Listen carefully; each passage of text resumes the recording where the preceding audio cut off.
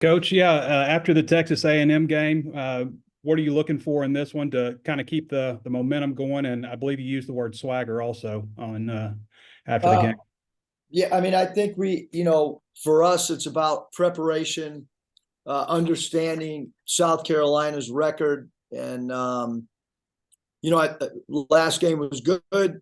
Whether anything carries over or not, I mean, we'll find out. At game time. Mm. But certainly a step in the right direction on many fronts, and we got to get ready for South Carolina. They have a really good backcourt. Michi Johnson's playing as good as anybody, and obviously Cooper, a transfer from the University of Minnesota, and Miles Stewart at the three spot, BJ Mack. So there's a lot of things we got to get ready for between now and Saturday. You'd mentioned with Battle that was, just a coach's decision. Obviously, he has the ability to help you guys a lot. What do you need to see from him to kind of get him back in the swing of things? Yeah, I mean, I don't think it's about any one player. I mean, we're not we can't keep playing 11, 12 guys. When we do that, the game's not not in our favor. And we've historically been a program that's played 7 or 8 guys. We're trying to pare the rotation down. Who has a good game on Saturday or who has a subpar game? I'm not really sure. In this last game, I mean, Layden Blocker had played well at Florida, and so had Joseph Pinion. There's only so many minutes to go around, and certainly we have a staff that evaluates practice, and pieces got to fit together, and both sides of the basketball are important, and offense is as important as defense. If not, defense may be a little bit more important here at Arkansas. So it's just a whole bunch of factors with all of our guys. Again, to answer your question, I'm talking in general, 1 through 14. Keon had some big games early. His minutes have fluctuated as well. But certainly I think going forward, the rotation will probably not expand. I think it's expanded way too much. And I'm, been doing it long enough that the question's going to come, whoever doesn't play on a certain night. Thanks, Coach. Touch. Yeah, Coach, you mentioned South Carolina's record. I mean, they've already won more games than they did last year. I'm just curious, where, based on what you saw from them last year when you prepared for them, and then now, just where have they made the most improvements? Well, they're connected. I mean, you watch them play. They're connected. They play more together. Looks like there's an agenda with them this year, and that agenda is to win. Not so sure you felt that way, you know what I mean? There was kind of happens, and I think their coaching staff's done not a good job, but a phenomenal job. The culture looks very, very strong this year. Super impressed with, maybe what might not, be what national people think are big transfer additions have been phenomenal for them. 55 Cooper is, I mean, he can make threes. He's got good size. He never turns the ball over. BJ Max, can pick and pop and rebounds the ball. And Miles Stewart is known as a shooter, and he's making shots. And so, super impressed with their guys. And then Michi Johnson's a returning player who's quite frankly playing as well as any guard in our league. And I thought that, going into the year, he wasn't talked enough about. Well, everybody's talking about him now. He's being extremely productive on the floor, not in preseason, whatever. He's producing. Bob? Hey, Eric, I want to ask you a couple more things about Al Ellis. how have you thought his season's gone? I know it's kind of been up and down, and then he seems like he's kept a positive attitude, even though, like he said the other night, he'd never gone through not playing much. That's just not something that happened to him, and he seemed like he handled that pretty well. Just what do you thought about his season overall, his attitude, how he's handled everything? Yeah, I mean, he obviously a veteran who played a lot of minutes last year. Um, I thought he played really well in certain aspects of the game the other night. The point guard position is a position where that we've gone back and forth and need consistent play out of for sure. I mean, Keon's played well. L's had some good games. Layden's had some good games. And that's unfortunately for fans and unfortunately for media members, we also practice 6 days a week. And so you got the games, you got all summer. So there's a whole body of work that goes into decision making, but I think L's handled it. He was ready to play. And I think he's, there's been times it's been a struggle for him as well. I mean, I wouldn't say that that every day he's handled it. I mean, I think he wants to play, and just as all of our guys do, just as everybody on every team wants to play.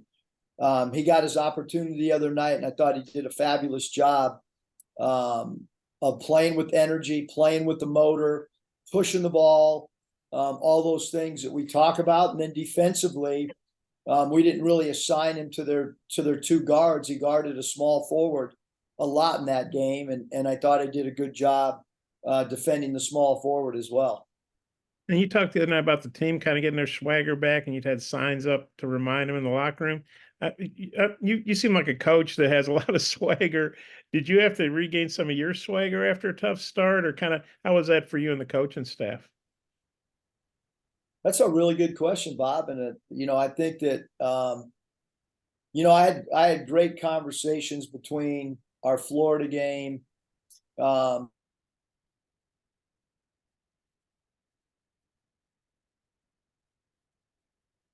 think you froze.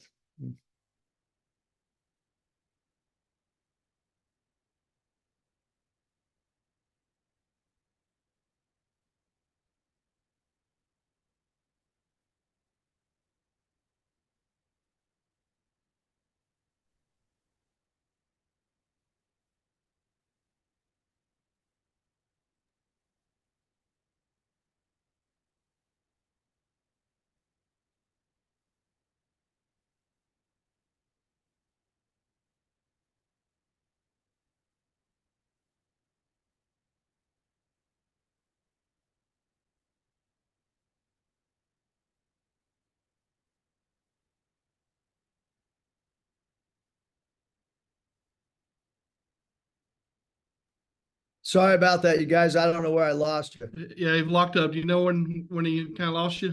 Yeah, Bob? you basically said, well, you said that's a good question. I got to repeat that. And then you said you had some conversations after the Florida game, and I think that's where you cut out. So maybe you could go back to that. Maybe that was on purpose.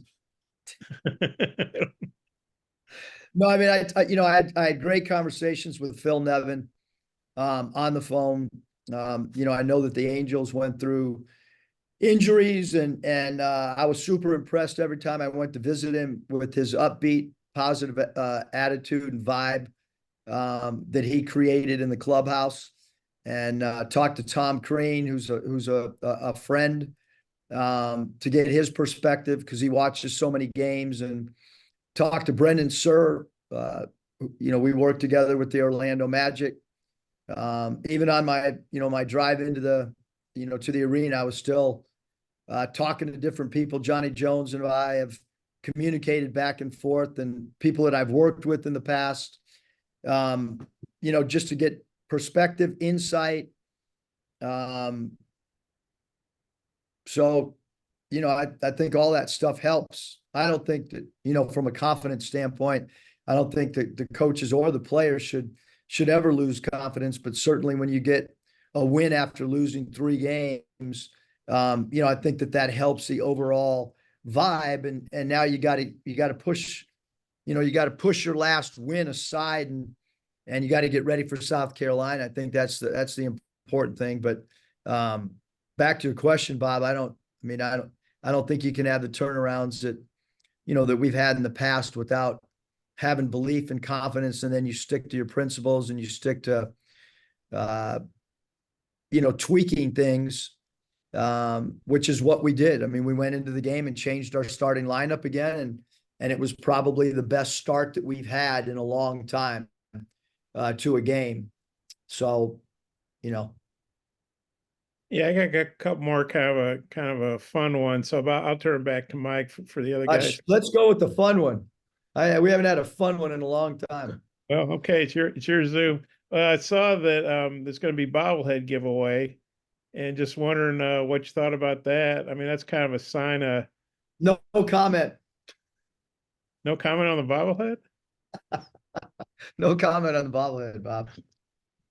Okay, I was wondering if you thought it was a good likeness, or I thought they should do one without your shirt on. You could be, celebrating or something. That would have been cool. But maybe bobblehead people aren't that creative. I don't know. Yeah, bobbleheads, I thought they went out. Now they're back in. Probably should have done a bobblehead with Danielle and I together. That would have been a lot better than just me standing there. Not sure about the hair. Not sure about the facial expressions on that bobblehead. I guess there's some similarities, but also some not similarities.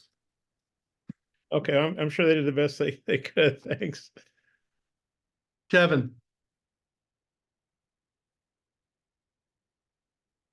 Kevin, are you there? Curtis. I see you guys are at the top of the country in blocks, but you don't have anybody in the top 6 or so of the SEC. I guess, what do you make of maybe the team approach to the rim protection this year? Yeah, Curtis, when the new rules came out and when we had our referee seminar, we had a decision to make in the summer. And our decision was to get away from trying to take charges.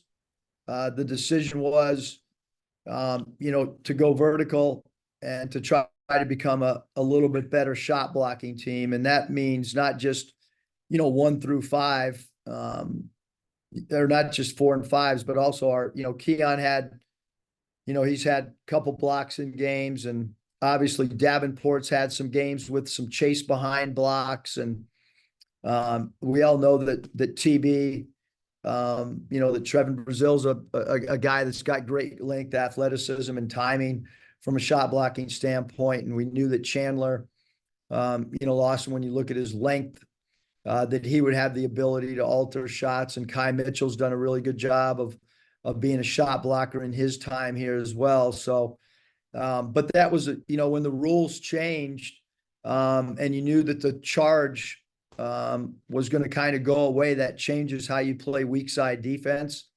And there's just not many charges called at all anymore, for obvious reasons, freedom of movement, wanting more scoring, all those type things. And so as a team, as a program, as a coaching staff, you've got to kind of alter your approach as well.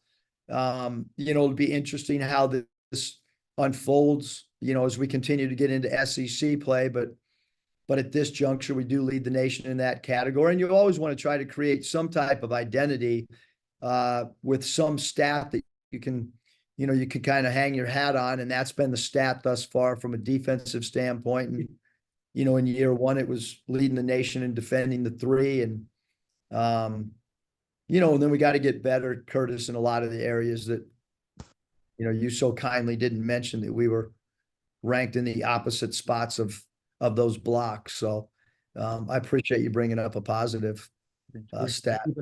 Keeping up the good vibes after a win, Mus. There you go. Good vibes, positivity, swagger. Thank you, Curtis. Jackson Collier. Hey, Mus, you mentioned Meechie Johnson a couple times already this presser. You just faced a really good guard in Wade Taylor, who can score at all 3 levels, similar to Meechie Johnson. What can you take away from that performance from Wade Taylor in preparing for Meechie Johnson, if anything? What, Taylor had an incredible game. He made some incredible shots. But that was a lot of field goals attempted as well. We did not go double him. In the past, we've doubled team star players when they come across half court to get the ball out of their hands. We did not do that the other night. We felt that Taylor and Radford were equally important, whether it was a little bit of our scheme or just an individual night for those two guys. I mean, you look at the stats and you would say that, probably did as good a job as you could against Radford. I don't know if he's ever had a game statistically like that. And then you look at the number of points and the big baskets that Taylor hit, and those were phenomenal numbers and phenomenal big time shot making. And Meechie Johnson is, a guy that has deep range, can really dribble drive the ball. He scores it at 3 levels. They'll run pick and rolls with him. So our job will be to try to figure out, what we're best suited to. And we haven't hit the practice floor since our last game. We start here in 22 minutes and 34 seconds where we'll get back on the practice floor.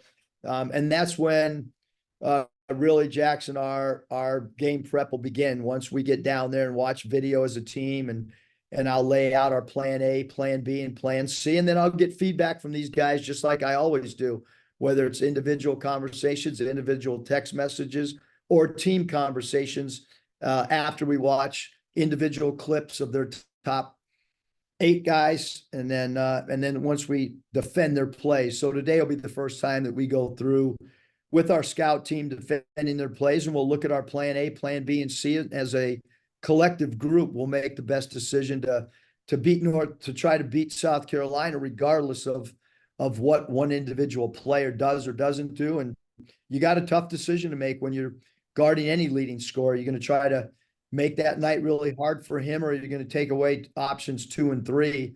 So those are all stuff that are still works in progress. Jackson Fuller. Yeah, Eric, the great first half offensively, you guys only scored 2 fast break points, so a lot of execution in the half court. I know you said that you had that like the high pick and roll where you're throwing it to the 5 quick. Is that something that can translate past Texas A&M, or what maybe can you take from that first half that can translate to South Carolina and moving forward all year? Yeah, I mean, I think the middle pick and roll with our short roll with having our centers be playing, that was based on how Texas A&M plays pick and rolls. They'll trap it, they'll hard show it. South Carolina will do that as well. But we have great respect that they'll watch what we did. And so we've got to come up with a counterattack, which we will. We'll be adding a couple new sets, based on how they play pick and roll and who's involved in their pick and roll defense, and try to give our opponents a look on some play patterns that they have not seen before. And then we'll look at those early in the game. That's what we try to do, especially in league play, is run 2 different variations of a play and see how they play it and see if it's successful or not. But yeah, certainly we want all of our guys to be playmakers whenever they're given the ball, especially in sweet spots on the floor, to either look for dump off passes for layups or dunks or free throws attempted or spit out 3 balls. So those are the 3 areas that we need playmakers to continue to share the ball or share the game or let the ball have eyes in those areas. And Jeremiah, one more. Jeremiah made a couple threes, maybe 2 threes the other night. But how much does he bring to the team, even if he's not maybe making threes, just his ability to space the floor? It seems like he's getting some more consistent run with you guys in the SEC. Yeah, I mean, he's getting a consistent run because he has had some great spurts. I mean, he went through that segment at Florida. In the first half, 13 points. Didn't get a basket in the second half and was minus 25 in the game. And he went through a spurt the other night where I think he scored 8 straight.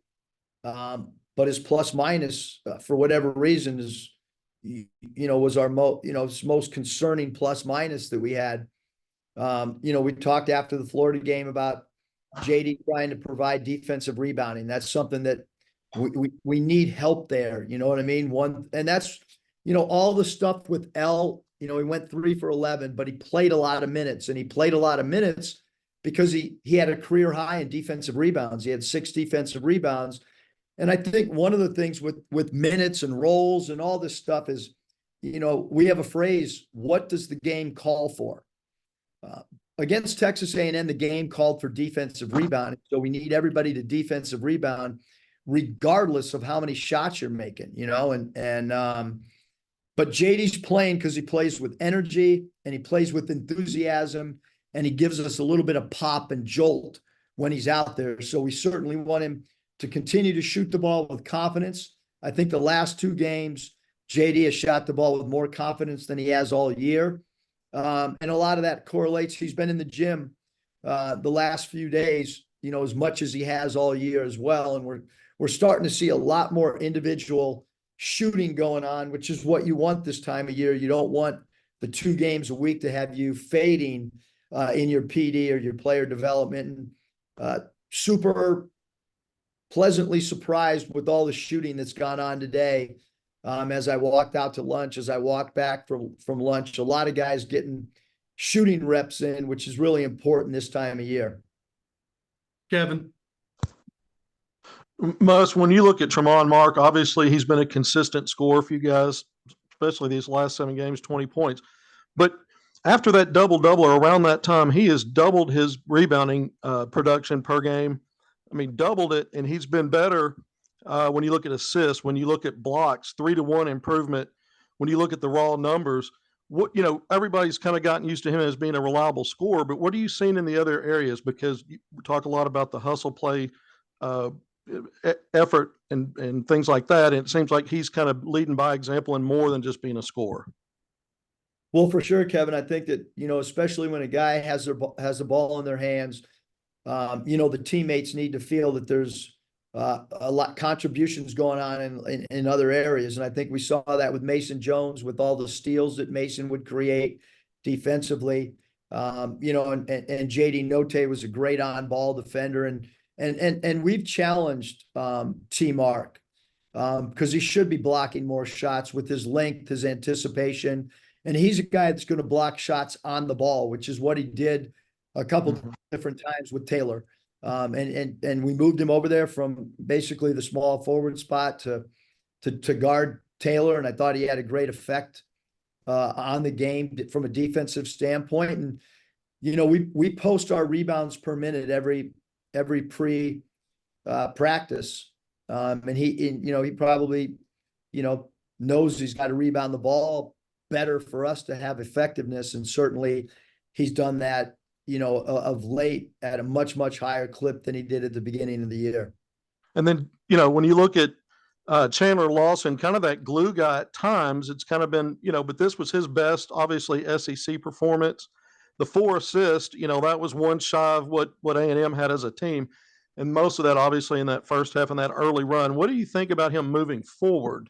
Is there something there that, because that 5 spot's been kind of a 3-headed monster and not, real consistent from one particular player?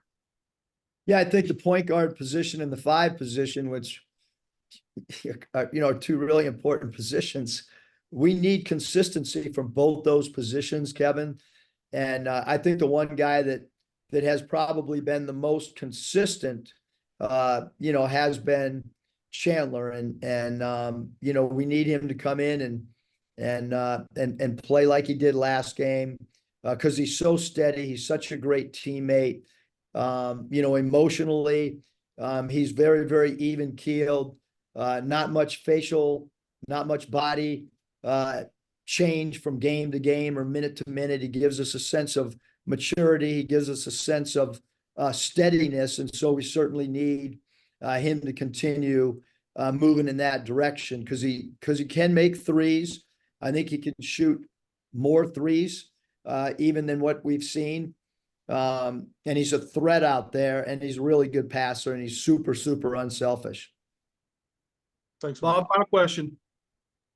Eric, I didn't really get a good look at it when they called the flagrant 2 on Devo the other night. I get Doug Shows told the TV guys that he kicked an Aggie in the groin. Hope that was by accident. Just wondering what you see in looking at the game film. And Devo, he's obviously been a great player for you, but he's had some tees and some flagrants. Do you talk to him about dialing it back a little bit, or do you not want to take away his aggressiveness, or just kind of what you thought about that aspect of his game?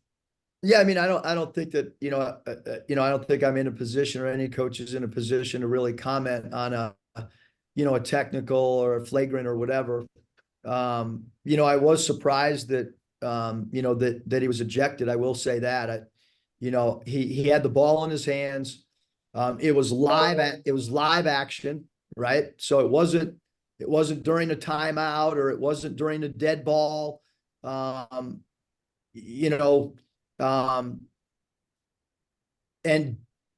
I think a lot of refereeing, a lot